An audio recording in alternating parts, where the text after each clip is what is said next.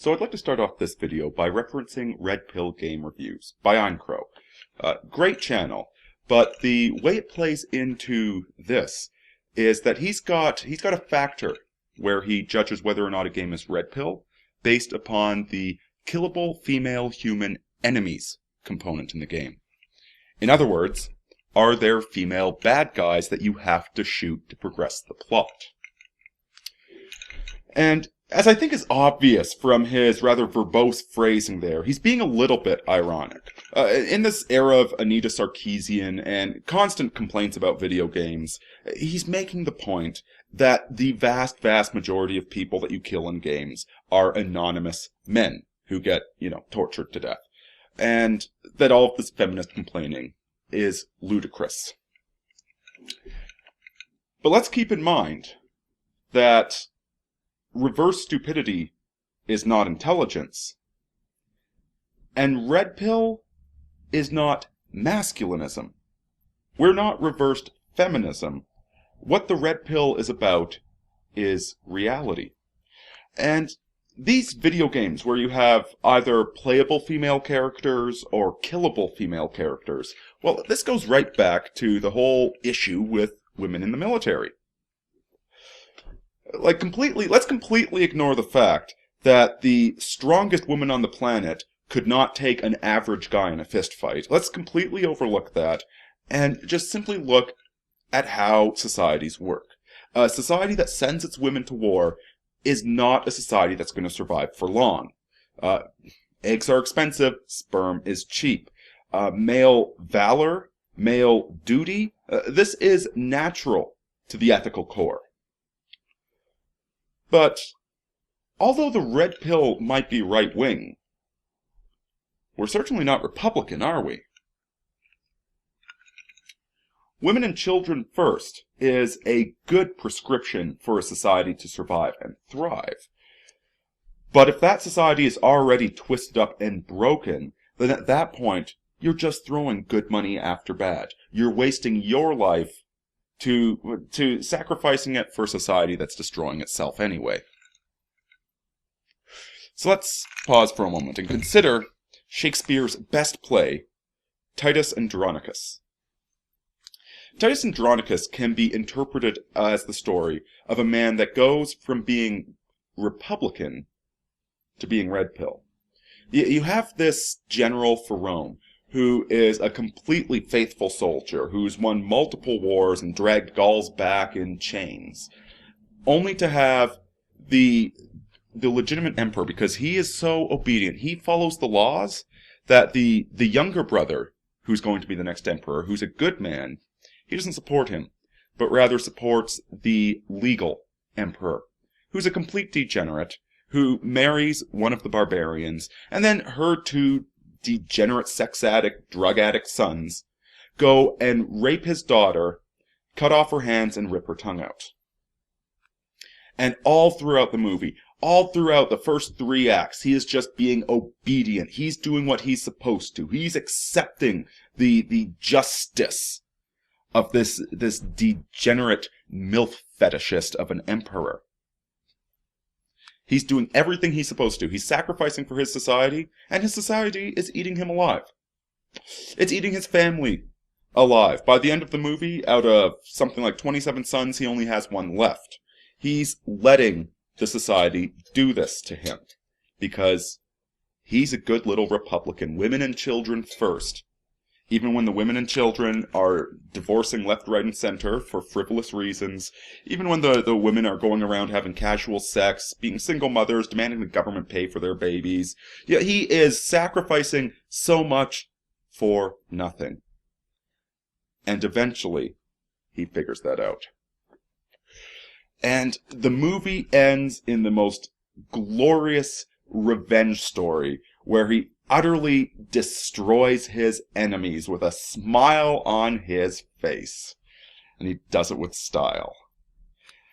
That is a true Shakespearean comedy, in my eyes. But the reason I tell you this story is because this is what the red pill is about. Is that the vast majority, probably all of us here in the alternative right, would happily have been a good little Republican. We would have been an obedient little soldier. We believed in society growing up, and it was only after getting kicked in the teeth plenty of times that we started to notice that the game was rigged. Well, we've noticed that the game is rigged, and we realize that the rules aren't actually the rules. You twist them behind our backs when we're not looking. If we actually succeed at something, you're going to change the rules so that all of a sudden we get taxed out of business and Solyndra gets to make a profit even though it doesn't make anything anybody wants. Yeah, we're red pill, not Republican, and we're ready to drop everything of the system that isn't playing fair with us. So women and children first? No, see, this is where it gets a little bit difficult, because as red-blooded men, it is in our instincts to protect and care for women and children. That's what we do. That is our glory, is to sacrifice. That, yes, 99% of workplace deaths are men, and we demand some goddamn respect for that, but we're not asking that 50% of it be women. We know that women can't live up to those standards, and that we value women too much to let them even try in the first place.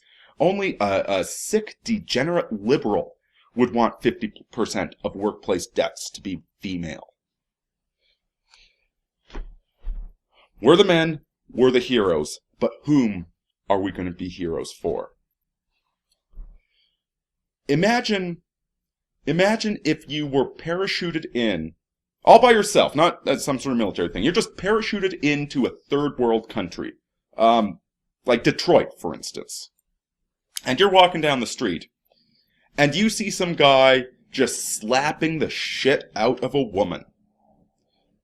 Now, our instincts are that we should stop this, that this is not right, that this disgusts us. But we're not Titus the Republican. We're Titus the revengeful red pill man. We know that here in this third world country of Detroit, that this woman getting slapped the shit out of, none of our business. She's not our sister. She's not our fellow citizen. There is no connection between us and her. And that even if we tried to intervene with this woman, the only result would be her stabbing us in the back while we're fighting her boyfriend or pimp. There's no winning scenario here. These are not our siblings, our friends, our fellow patriots and citizens. These are strangers. And you know, it's really not that much different living in the city that you live in. There's a great scene in the movie Barfly where Bukowski's character, he has these neighbors that are always, the husband just always beating the shit out of the wife. And the one time he walks into the apartment and says, "I've had enough of how you treat this lady," and the woman laying on the bed with the black eye starts screaming her head off at him. That's how it goes if you try and white knight. See, to be a true white knight, you need an actual society with a social order and a hierarchy. That knighthood needs to come from something higher, and our society doesn't believe in anything higher. So at this point, women and children first, that is an act of suicide. The only people that you, as a red pill man, should be sacrificing for are those who fit your standards of civilization. Now, what those standards are, this is where it gets a bit difficult. This gets to be a lot of individual choice. Friends and family, hopefully all good and decent people. You sacrifice for them. What if you see a little old lady walking down the street who's prim and proper with a kind look on her face? You know, the funny thing is, liberals with their damaged amygdalas can't actually tell the difference between good people and bad people, between people that are safe and people that are threats, but you know, we have functioning brains. We can tell at a glance whether somebody is good people or not. So of course you help that little old lady. And others, you know, people make mistakes. We've been fed terrible lessons our whole life. And every one of us is a screw-up. Not a single one of us has met our standard for moral civilized behavior. We're just trying to be better at it. So once in a while, you meet somebody that maybe they are worth the charity and the time and the risk of protecting them. But you gotta be very selective about it. You gotta be very, very picky and choosy. As for the feminists, here's the thing. Anytime I hear a feminist scream about equality, all I hear is a woman desperate to be dominated by a man.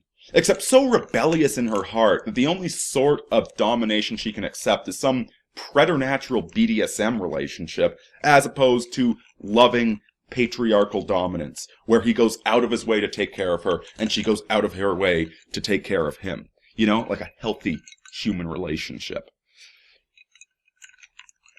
These feminists are misbehaving children. And the government, if you spank a kid that needs a spanking, will take the kid away from you, lock you in jail. So the misbehaving children, avoid them. Abandon them. Don't protect them. Go Galt. Economically and as a man. Only be a man for those that deserve it. Never protect the degenerates. Aurini out, folks. Get that filthy degenerate out of here!